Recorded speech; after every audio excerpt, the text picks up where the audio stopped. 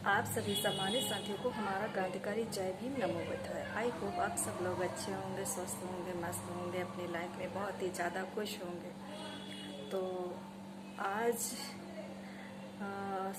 भारतीय संविधान भाग 2 के बारे में इस वीडियो में हम लोग जानेंगे। तो दोस्तों, आज भारतीय संविधान भाग 2 में अनुच्छेद 5 से लेकर अनुच्छेद 11 तक इस वीडियो में हम लोग जानेंगे। तो चलिए शुरू करते हैं वीडियो। अनुच्छेद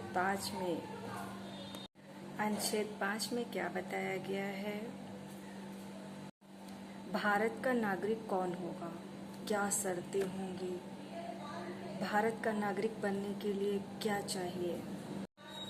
इस संविधान के प्रारंभ पर प्रत्येक व्यक्ति जिसका राज्य क्षेत्र में अधिवास है और जो भारत के राज्य क्षेत्र में जन्मा था या जिसके माता पिता में से कोई एक भारत के राज्य क्षेत्र में जन्मा था या जो ऐसे प्रारंभ से पहले कम से कम 5 वर्षों तक भारत में रहा होगा, वो भारत का नागरिक होगा।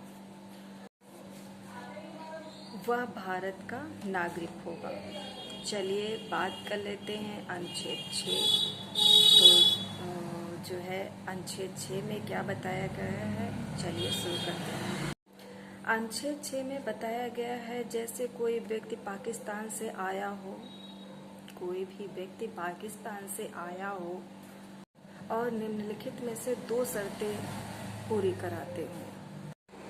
यदि वह 9 जुलाई 1948 से पूर्व स्थानांतरित हुआ हो और भारत में सामान्यतः निवास कर रहा हो।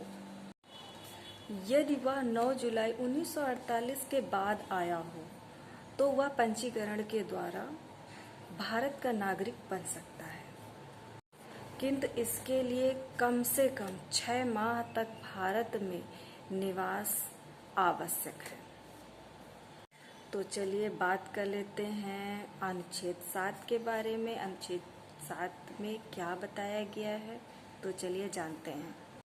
ऐसे व्यक्तियों के लिए जो 1 मार्च 1947 के बाद पाकिस्तान स्थानांतरित हो और पुनः लौटकर भारत आया हो, ऐसे व्यक्ति पंजीकरण के बाद भारत का पंजीकरण के माध्यम से भारत का नागरिक बन सकता है।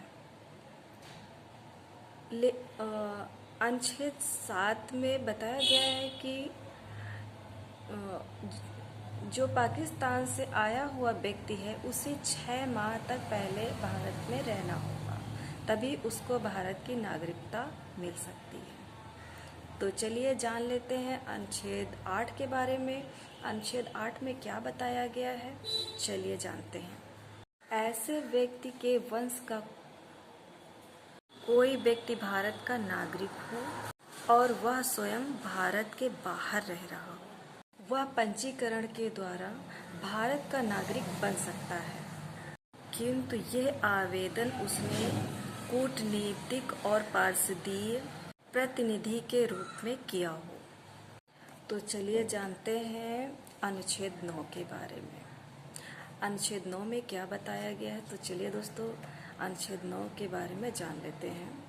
अनुच्छेद 9 में ये बताया गया है कि कोई भी व्यक्ति जो किसी बाहर देश में रह रहा हो और वहाँ की नागरिकता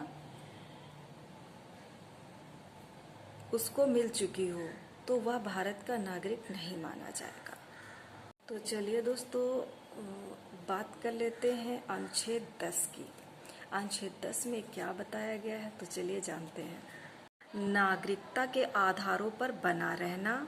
प्रत्येक व्यक्ति जो इस भाग के पूर्वगामी उपबंधों में किसी के अधीन भारत का नागरिक है या समझा जाता है, ऐसी विधि के उपबंधों के अधीन रहते हुए जो संसद द्वारा बनाई जाए भारत का नागरिक बना रहेगा। तो चलिए दोस्तों, अब बात कर लेते हैं अनुच्छेद 11 की। अनुच्छेद 11 में क्या बताया गया है, चलिए जानते हैं। दोस्तों, कानून बनाने का कार्य एकमात्र संसद के पास है। संसद को ये अधिकार है कि नागरिकता के अर्जन और समाप्ति तथा नागरिकता से संबंधित अन्य विषयों के संबंध में विधि बना सकता है। भारतीय नागरिकता संबंधी कानून बनाने का अधिकार संसद के पास है। दोस्तों, संसद नागरिकता से किसी भी संबंधित कानून को पारित करने का अधिकार दिया गया है अनुच्छेद 11 के तहत। दोस्तों, भारतीय नागरिकता अधिनियम अनुच्छेद 11 के तहत 1955 में लागू किया गया था, जो समय समय पर संशोधित होता रहा है। तो ये था अनुच्छेद 5 से अनुच्छेद 11 तक के इस वीडियो में हमने बात की है। और ये वीडियो आपको कैसा लगा, आप लोग कमेंट बॉक्स में ज़रूर बताइएगा। और आप लोगों को ये वीडियो कैसे लग रहे हैं, इस बारे में भी ज़रूर बताइएगा। वीडियो पसंद आया हो तो लाइक और सब्सक्राइब ज़रूर कर दीजिएगा और नोटिफिकेशन को ऑन कर दीजिएगा, ताकि ऐसे वीडियो की सबसे पहले इन्फॉर्मेशन आप तक पहुंचे। तो इसी के साथ आप सभी सम्मानित साथियों को हमारा क्रांतिकारी जय भीम, नमो बुद्धाय।